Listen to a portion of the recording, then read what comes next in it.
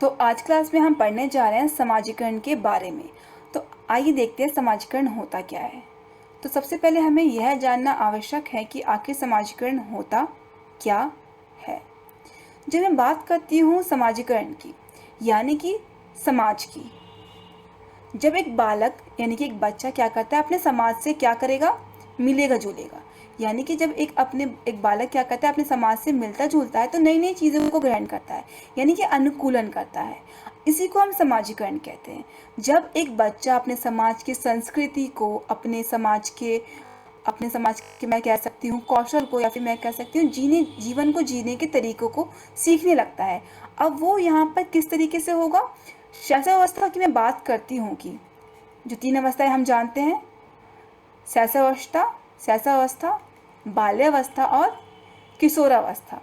शैशवावस्था में बालक अपने माता पिता के साथ मिलता जुलता है और धीरे धीरे उसका जो दायरा जो होता है, धीरे धीरे बाल्यावस्था में आकर ये दायरा बढ़ता जाता है, जहाँ पे उसके मित्र आ जाते हैं, उसका स्कूल आ जाता है, उसका स्कूल जिस जगह वो पढ़ाई कर रहा है वो आ जाता है। और यहाँ पे क्या होता है, वो समाजीकरण के में एक अहम भूमिका निभाता है और अपने समाज में व्याप्त चीज़ों को क्या करता है, सीखता है।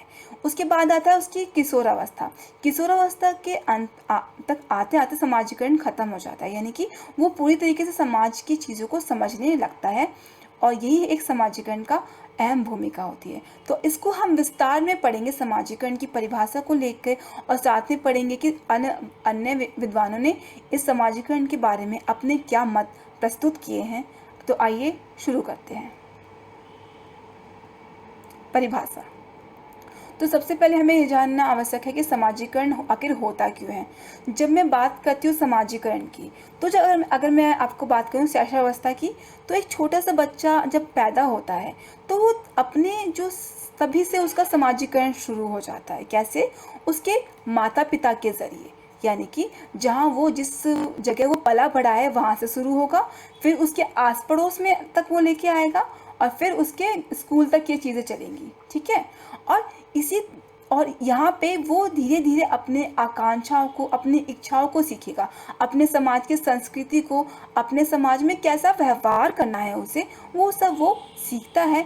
और धीरे धीरे वो अपने खुद के लिए उसके जीवन में क्या उपयोगिता है, उसका समाज में क्या उत्तरदायित्व बनता है, यानी कि उसकी क्या एक अहम भूमिका है सामाजिक रूप से, वो सीखने लगेगा।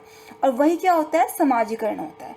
तो अगर मैं इसकी परिभाषा को पढ़ना चाहूँ आपके लिए, तो ये देखिए, इसमें बोला हुआ है कि समाजीकरण एक ऐसी प्रक्रिया है, यानी कि एक ऐसा जरिया होता है जिससे क्या होता है, एक बालक, यानी कि बालक का ये कब शुरू होता है, ये बालक के जन्म से शुरू हो जाता है और समाज में, यानी कि जब वो समाज से मिलेगा तो धीरे धीरे वो क्या करेगा, लोगों के संपर्क में आने लगेगा। जब मैंने आपको बताया, उसके माता पिता हो गए, उसका जो स्कूल हो गया, उसके संपर्क में आने के बाद वो क्या करेगा, उसमें विकास होगा, यानी कि उसके सोचने की, समझने की शक्ति में, उसको समाज में व्यवहार कैसे करना है वो सब होगा। एवं सामाजिक उत्तरदायित्व भावों को विकास, यानी कि उसके अंदर सामाजिक उत्तरदायित्व, यानी कि समाज के प्रति उसे कैसा बिहेव करना है, यानी कि समाज में उसकी एक रिस्पॉन्सिबिलिटी मैं कह सकती हूँ, यानी कि उसकी एक जगह क्या है वो उसे सीखेगा। और उसके अंदर की मनुष्य की आकांक्षाएं, यानी कि उसकी क्या इच्छाएं हैं, उसे क्या करना है जीवन में, ये सब वो सीखेगा।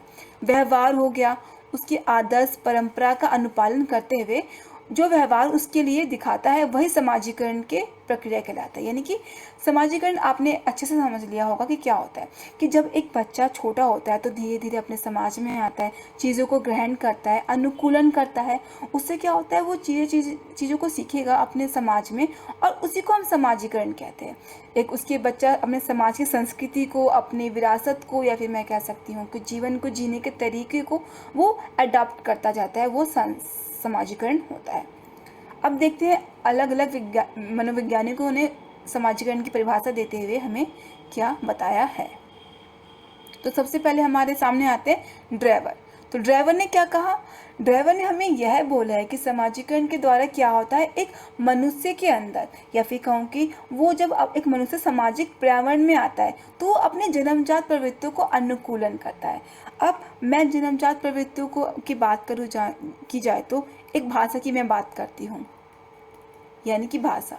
अब एक बच्चा सामाजिकरण के अंतर्गत जब आता है तो तभी तो भाषा को सीखता है। जैसे कि हिंदी की मैं बात करूं, या फिर मैं मराठी की बात करूं, या फिर मैं तेलुगु की बात करूं, इस तरीके से, या फिर मैं इंग्लिश की बात करूं। अब इस क्षेत्र, जिस जगह पे ये भाषाएं बोली जाएंगी बच्चे उसको अडेप्ट करेंगे। यानी कि ये सब जो भाषा बोलने की चीज़ें होती हैं वो बच्चों में अंतर्गत ही होती है। पर जब वो अपने समाज में आने लगता है, यानी कि ये क्या है, उसकी भाषा उसकी जन्मजात प्रवृत्ति है, और जब वो समाज में आ जाता है तो वो उसको अडॉप्ट कर लेता है, यानी कि अनुकूलन कर लेता है, उसको सीख लेता है। और वही क्या होता है, समाजीकरण होता है। जो ड्रेवर ने हमें क्या समझाया, समाजीकरण क्या होता है कि जो हमें हमारे अंदर जन्मजात प्रवृत्ति है, जो हम सीखेंगे ही, वो समाजीकरण हमें को सिखाता है। ठीक है, अब आगे देखते हैं। आगे हमारे सामने आते हैं ग्रीन। तो ग्रीन ने हमें क्या कहा है, ग्रीन ने हमें कहा है कि सामाजिकरण एक वह प्रक्रिया है, यानी कि एक ऐसा जरिया है जिससे क्या होता है, मनुष्य इसके माध्यम से क्या करता है, समाज में स्वीकृत ढंगों को, यानी कि हमें समाज में कैसा बिहेव करना है, उसकी जो हमारे समाज में हमें कैसा व्यवहार करना है, उसमें हमें किस तरीके से हमारा कह सकते हैं कि हमारी उपयोगिता क्या है, या फिर मैं कह सकती हूँ कि हम, या फिर हमारा एक अस्तित्व क्या होता है समाज में, एक रोल क्या होता है, उसको हम सीखते हैं। यानी कि समाज में हमें कैसा बिहेव करना है उसको हम सीखेंगे, बच्चा सीखेगा, और इन्हीं ढंगों को सीखता है, और इन्हीं ढंगों को सीखकर वह अपने व्यक्तित्व को निखारता है। यानी कि एक बच्चा समाज में जब आता है तो उसे दिखता है कि वो उसे कैसा बिहेव करना है, और उसके ज़रिए क्या होता है, उसका एक व्यक्तित्व में निखार आता है, यानी कि वो चीज़ों को सीखता है, यानी कि उसमें एक नया पर्सनैलिटी ग्रोथ होती है। इसी को हम क्या कहते हैं, समाजीकरण कहते हैं। अब आगे देखिए, अब हैवी वर्हट ने क्या कहा, उन्होंने कहा है कि समाजीकरण एक वह प्रक्रिया होती है जहाँ पर क्या होता है, बच्चे अपने सांस्कृतिक विशेषताओं को अपनाकर गौरव व्यक्तित्व को अपनाते हैं। यानी कि देखिए, एक जो बालक जो होता है, फिर एक बच्चा जो होता है, अपने देश के प्रति, अब अपने देश के प्रति मैं कह सकती हूँ कि जब एक छोटे बच्चे को हम जब स्कूल में लेके आते हैं तो हम उन्हें राष्ट्रीय गान के बारे में बताते हैं, कि हमारे देश की इतिहास के बारे में बताते हैं। तो उससे क्या होता है, एक बच्चे के अंदर अपने देश के प्रति मैं कह सकती हूँ एक गौरव भावना आती है, जिसके जरिए हम उसको अपने देश के प्रति, या फिर हम कह सकते हैं कि अपने देश के प्रति कुछ करने की जो जिज्ञासा हो सकती है वो भी सिखा सकते हैं। कैसे, अपने सांस्कृतिक विशेषताओं के, या फिर अपने सांस्कृतिक मूल्यों को समझाकर। तभी हमारे जो विद्यालय होते हैं उसमें हम अलग अलग विषयों को पढ़ाते हैं, हिस्ट्री पढ़ाते हैं, ज्योग्राफी पढ़ाते हैं, अपने देश के प्रति बच्चों के अंदर सांस्कृतिक मूल्यों डालने की कोशिश करते हैं, ताकि उस बच्चे में क्या हो, एक गौरव व्यक्तित्व, यानी कि वो अपने देश के प्रति अच्छा अनुकूल महसूस कर सके, या फिर अपनी संस्कृति के प्रति, उसकी जो जिस क्षेत्र से वो आ रहा है उसके प्रति वो क्या कर सके, एक गौरवपूर्ण व्यक्तित्व को अपनाकर एक अच्छा इंसान बन सके। अब आगे देखिए, समाजीकरण के कारक। अब देखिए, कारक का मतलब क्या होता है, कारक का मतलब यह होता है कि जब एक इंसान एक समाज में आता है तो आखिर ऐसे वो कौन सी चीज़ें होती हैं जिसके ज़रिए एक बच्चे के अंदर वो समाजीकरण की प्रक्रिया होती है। तो आइए देखते हैं वो कौन कौन से कारक हैं। तो पहला है परिवार। जैसे कि मैंने आपको बताया था, एक परिवार ही एक ऐसी जगह होती है जहाँ पर बच्चे अपना अधिकतर समय गुजारते हैं, यानी कि मैं कहूँगी पूरा समय गुजारते हैं। शैशवावस्था में जब बच्चा बालक आता है तो क्या प्राथमिक स्कूल तो एक बच्चे का घर ही होता है, यानी कि वो सबसे पहले वो अपने कहाँ से सीखेगा, अपने माता पिता से सीखता है। यानी कि एक बच्चा एक भाषा को ग्रहण करना कहाँ से आरंभ कर देता है, अपने माता पिता के ज़रिए। जिस स्कूल में वो रह रहा है वहाँ के ज़रिए वो क्या करेगा, उन चीज़ों को सीखेगा।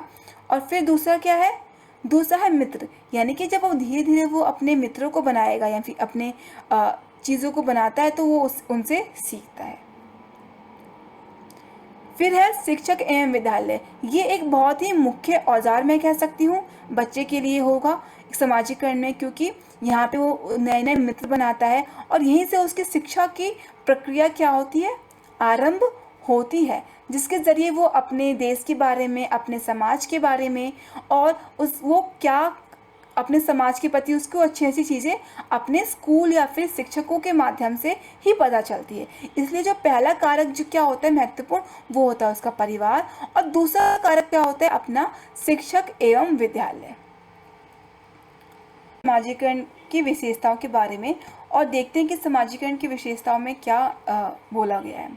तो सबसे पहले जब एक बच्चे का सामाजिक विकास होता है, यानी कि जब एक बच्चा क्या करेगा, समाज में समाजीकरण का उसमें उसकी प्रगति होगी। सबसे पहले क्यों होगी? क्योंकि जब भी एक छोटा बच्चा, मैं मान लीजिए 2 बच्चों को मैं एग्जाम्पल आपको लेके आती हूँ। अब समाजीकरण का मैंने आपका दायरा क्या क्या बताया था, एक घर बताया था, दूसरा विद्यालय बताया था, ठीक है। अब 2 बच्चों को यहाँ पे देखते हैं। एक बच्चा अगर अच्छे से घर में नहीं पढ़ा है और दूसरा बच्चा अच्छी जगह, उसका समाजीकरण अच्छा हुआ है, तो वहाँ पे वो अच्छी तरह से चीज़ों को ग्रहण करेगा, सीखेगा। यानी कि समाजीकरण के जरिए क्या होता है, एक बच्चे की प्रगति बहुत अच्छी होती है। और दूसरा इसमें क्या है, इसमें बोला गया कि सांस्कृतिक मूल्यों के अनुसार बालकों के व्यवहार में परिवर्तन आता है। यानी कि अब जब आप बच्चों में सांस्कृतिक मूल्य डालेंगे, यानी कि उनकी भाषा के प्रति, उनके देश के प्रति या फिर खान पान के प्रति, सांस्कृतिक मूल्य में बहुत सारी चीज़ें आती हैं। अब इससे क्या होगा, बच्चों के व्यवहार में परिवर्तन आएगा। यानी कि वो चीज़ों को अच्छी तरह से समझेगा, अपने देश के प्रति उसके अंदर गौरवपूर्ण, मैं कह सकती हूँ कि एक अच्छा उसके अंदर एक सोच आएगी, जिससे उसका क्या होगा, एक अच्छी वृद्धि होगी, अपने एक अच्छा गौरवपूर्ण एक व्यक्ति बनेगा बच्चा, ठीक है। तो समाजीकरण के सांस्कृतिक मूल्यों से भी उसमें बच्चे में एक नई ग्रोथ होगी, फिर मैं कह सकती हूँ परिवर्तन आएगा। आगे बोला है समाजीकरण एक हस्तांतरित करता है। देखिए हस्तांतरित करता क्या होता है, जब एक इंसान अपनी एक पीढ़ी से दूसरे पीढ़ी में अपनी नवीन चीज़ों को या फिर अपनी संस्कृति को, अपने व्यवहार को, अपने खान पान को सब हस्तांतरित यानी कि उनमें देता है, या फिर मैं कह सकती हूँ कि उनको सिखाता है, तो वो क्या होता है, समाजीकरण एक अहम भूमिका होती है। और समाजीकरण के ज़रिए ही, यानी कि जैसे मैं अगर आपको सही भाषा में समझाना चाहूँ तो हमारी जो भाषा है, अगर हम देखते हैं कि संस्कृति की मैं बात करें तो मान लीजिए आप बंगाली बोलते हैं, अगर आप एक ऐसे शहर में आके बसे हैं जहाँ पर क्या हो रहा है, जहाँ पर हिंदी बोली जाती है, तो आप अगर अपने बच्चों को बंगाली सिखाते हैं उस जगह पे, तो आप एक तरीके से समाजीकरण में एक अपना एक सहयोग दे रहे हैं, जहाँ पे आप अपने सांस्कृतिक मूल्यों को अपने बच्चों में डाल रहे हैं, या फिर मैं कह सकूँ भाषा को अपने उन्हें हस्तांतरित करें, उन्हें सिखा रहे हैं।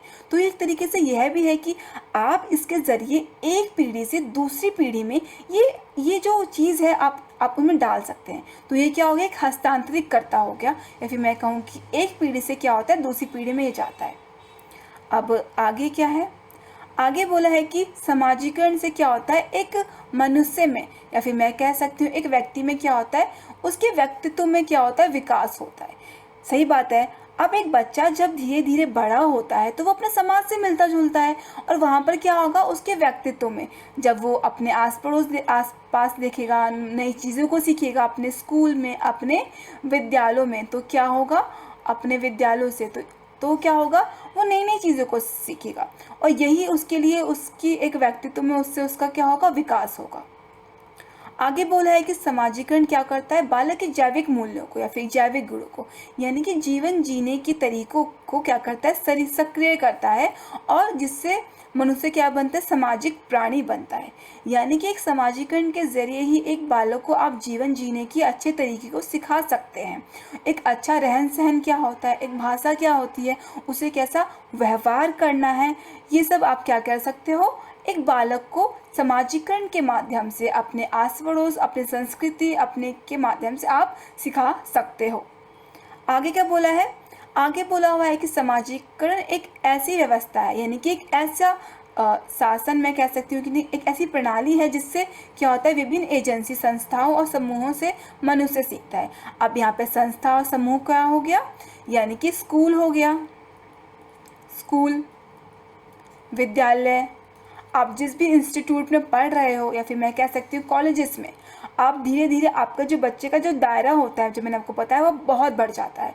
इस वजह से आप धीरे धीरे अपने समाज से, अपने विद्यालयों से क्या करते हो, चीज़ों को सीखने लगते हो, और यही आपके सामाजिक कह सकती हूँ कि आप ये आपके विकास में, आपके सृजनात्मकता में, जो मैं यहाँ पे लिखा हुआ है क्रिएटिविटी में, एक अहम भूमिका निभाती है। क्रिएटिविटी से मेरा मतलब क्या है, आप चीज़ों को अपने तरीके से, अपने, अगर मैं बात करूँ तो स्कूल में आपको ऐसे मौके मिलते हैं जहाँ पे आप चीज़ों को सीखते हो अपने हिसाब से, अपने बौद्धिक स्तर के हिसाब से, जिससे क्या होता है, एक बच्चे का विकास होता है।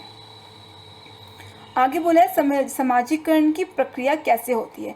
अब ये जो 4 प्रक्रिया हैं वो एक समाजीकरण की प्रक्रिया होगी। तो पहला पहला क्या है, मौखिक अवस्था। अब मौखिक अवस्था में मतलब आप बच्चे यहाँ पे क्या करते हैं, सीखते हैं कि आखिर चीज़ें हो क्या रही हैं, कैसे हो रही हैं, एक मौखिक अवस्था में होगी, जहाँ पे यहाँ पे बच्चे सिर्फ सुन के अपना चीज़ों को देखते हैं। फिर आता है सहसावस्था।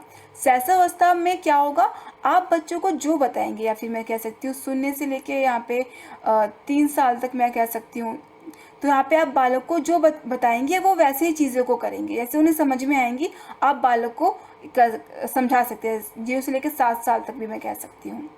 फिर आता है तदात्मित अवस्था, यानी कि मैं इसमें बाल्यावस्था भी कह सकती हूँ, यानी कुछ चीज़ों को जानना। अब बच्चों के अंदर यहाँ पे क्यूरियोसिटी जागने लगती है, यानी कि जागरूकता हो जाती है, और चीज़ों को अपने हिसाब से, अपने तर्क के हिसाब से, आखिर सूरज अपने हमारे साथ, बादल हमारे साथ क्यों चल रहा है, ऐसी ऐसी बातें जो होती हैं, फिर उनका जो गुड्डा, जो उनके खिलौने हैं वो जिंदा है, या फिर उनको खाना खिलाना, इस सब चीज़ें उसके अंदर आती है, और वो तर्क करने लगते हैं अपने समाज से, यानी कि अपने जो उनका समाज जो उनको बता रहा है उनसे वो क्या करेंगे, तर्क करेंगे, और इसी से वो चीज़ों को सीखेंगे। ये हमारे बाल्यावस्था में होता है।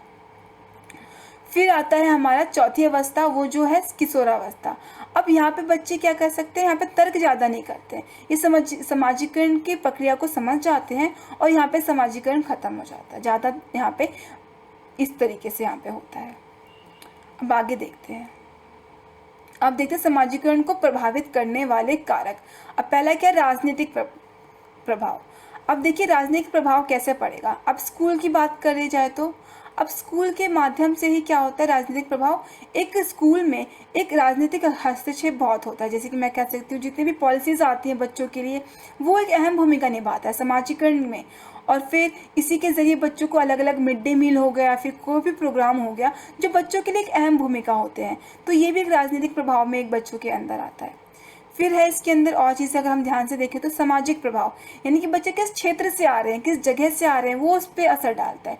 आर्थिक प्रभाव, आर्थिक प्रभाव से यानी कि अगर एक बच्चे का जो आर्थिक क्षेत्र है वो अच्छा नहीं है तो उसके समाजीकरण में, या फिर मैं कह सकती हूँ चीज़ों को सीखने में बाधा आ सकती है। फिर है सांस्कृतिक प्रभाव। अब बच्चा जिस जगह रह रहा है, किस देश में रह रहा है, जिस जगह रह रहा है, उससे क्या होता है, बच्चों में एक सांस्कृतिक प्रभाव आता है। फिर आता है परिवार का आकार। अगर आपका परिवार जितना बड़ा होगा, आप एकल परिवार में रह रहे हैं कि संयुक्त परिवार में रह रहे हैं, ये भी आपके अंदर, ये बच्चों के अंदर चीज़ें इससे बदलाव लेके आती हैं। फिर आता है शारीरिक आकार। अगर एक बच्चा स्वस्थ नहीं है तो वो चीज़ों को नहीं समझ पाएगा, या फिर उसके अंदर अगर बीमार रहता है, स्कूल नहीं आ पा रहा है, या फिर मैं कहूँ कि चीज़ों को, वो मन बुद्धि है, या फिर मैं कहूँ कि उसके अंदर अलग अलग, अगर मैं विषमता कह सकती हूँ, नहीं तो अगर वो एक स्वस्थ बच्चा है तो वो चीज़ों को अच्छे से ग्रहण करेगा, उसकी सामाजिक प्रक्रिया भी अच्छे से होगी। अब समाजीकरण की प्रक्रिया तथा शिक्षा। अब हम यहाँ पे यह देखेंगे कि आखिर शिक्षा जो होती है, या फिर मैं कह सकती हूँ कि शिक्षा का समाजीकरण में क्या भूमिका होती है। तो पहला क्या बोला है, विद्यालय सर्वोत्तम स्थल होता है, यानी कि एक विद्यालय ही ऐसी जगह होती है जहाँ पर बच्चे क्या करते हैं, अपने समाज से घुलते मिलते हैं, या फिर मैं कहूँ कि अपने सामाजिक चीज़ों को क्या करते हैं, सीखते हैं। और खेलों की व्यवस्था, नाटक क्षेत्र, यानी कि अब यहाँ पे सब देखिए, स्कूल में क्या होता है कि बच्चे जो होते हैं अलग अलग कंपटीशन में पार्टिसिपेट करते हैं, अलग अलग जगह जाते हैं, जिससे उनका क्या होता है, उनका मानसिक स्तर बहुत बढ़ता है, या फिर मैं कह सकती हूँ कि उनके अंदर समाज के प्रति, चीज़ों के प्रति सोचने का नज़रिया, अलग अलग टूर पे जाना है अपने टीचरों के साथ, तो समाज को देखते हैं कि आखिर सामाजिक प्रक्रिया आखिर है क्या, ये जो जगह है वो उस, या फिर मैं कह सकती हूँ एक इतिहास के दृश्य से, या फिर विज्ञान के दृश्य से म्यूज़ियम जाना, ये सब करने की वजह से क्या होता है, वो चीज़ों को समझते हैं कि आखिर हमारे समाज में ये सब चीज़ें क्या हैं, और जिससे क्या होता है, उनमें एक, मैं कह सकती हूँ उनका विकास भी होता है, और उनका मानसिक क्षमता भी बढ़ती है, और सृजनात्मकता भी इसमें अहम भूमिका निभाती है। फिर इसमें दूसरा बोला हुआ है कि शिक्षा का आधार न्याय समर्पण, यानी कि शिक्षा का आधार न्याय समर्पण, परोपकार, दया। ये देखिए, अब न्याय समर्पण यानी कि आप बच्चे स्कूल में जाके देखते हैं कि एक न्याय क्या होता है, ये सब चीज़ें पढ़ते हैं। समर्पण यानी कि एक दूसरे के प्रति क्या हमें अपने विचारों को रखना है, अपने कैसे व्यवहार करना है। परोपकार यानी कि किसी के प्रति कैसे दया दिखानी है, ये सब चीज़ें हम कैसे सीखते हैं, सहयोग। ये सब मानवीय मूल्यों को हम शिक्षा के ज़रिए सीखते हैं, विद्यालय में सीखते हैं, और ये हमारे समाज के लिए क्या होता है, फलदायी होता है। यानी कि इसके ज़रिए क्या होता है, हम नवीन चीज़ों को सीख सकते हैं, और ये समाजीकरण में एक अहम भूमिका निभाता है। अब देखिए, उपयुक्त शिक्षाओं का मूल्यांकन, प्रदर्शन या परीक्षण करवाना बालक को पक्षपात या घृणा करने से बचाता है। अब एक बच्चा जब ये सब चीज़ें सीखेगा समाजीकरण में, यानी कि चीज़ों को अच्छे से समझ लेगा सब, तो उससे वो क्या करेगा, पक्षपात यानी कि अब देखिए, एक छोटे बच्चों को अगर आप अच्छे से समझाओगे तो आप वो अपने जो समाज में जो नीचे तबके के लोग हैं या फिर गरीब तबके के लोग हैं, उन सब चीज़ों के प्रति पक्षपात करना से बचेगा, या फिर मैं कह सकती हूँ कि घृणा करने से बचेगा, या फिर मैं कह सकती हूँ अच्छे से समझेगा अपनी चीज़ों, परोपकार जैसी भावना, ये सब उसके अंदर आएगी। चौथा पॉइंट बोला है, जो आखिरी पॉइंट है, वो क्या बोला है, सामाजिकरण प्रक्रिया से शिक्षा में सबसे महत्वपूर्ण सामाजिकता और असामाजिकता व्यवहार को ग्रहण करने से है। यानी कि शिक्षा का मेन उद्देश्य क्या है कि आप बच्चों में समाज में जो हमारे महत्वपूर्ण बिंदु हैं, जैसे कि आप एक 12th क्लास की बात करें, यानी कि 12th क्लास तक के बच्चे ये समझ जाते हैं कि उन्हें समाज में क्या करना है, अपने उनकी क्या उपयोगिता है, उनका क्या उत्तरदायित्व है, और उसी के ज़रिए वो क्या करते हैं, अपने सामाजिक चीज़ों को सीखते हैं, और इन्हीं वजह से वो ग्रहण करके एक अच्छे नागरिक बनते हैं देश के और अपने समाज के प्रति, या फिर मैं कह सकती हूँ अपने जीवन में कुछ करने के लिए उनके अंदर एक चीज़ें उत्पन्न होती है। तो ये सब क्या है, समाजीकरण की अहम भूमिका है। तो मुझे उम्मीद है आपको ये समाजीकरण की जो पूरी प्रक्रिया है वो अच्छे से समझ में आई होगी। तो आज क्लास में हम इतना ही पढ़ेंगे। नेक्स्ट क्लास में मैं आपके लिए कुछ और बीएड से रिलेटेड टॉपिक्स को लेके आऊँगी और कवर करने की कोशिश करूँगी। तो आज क्लास के लिए बस इतना ही। धन्यवाद।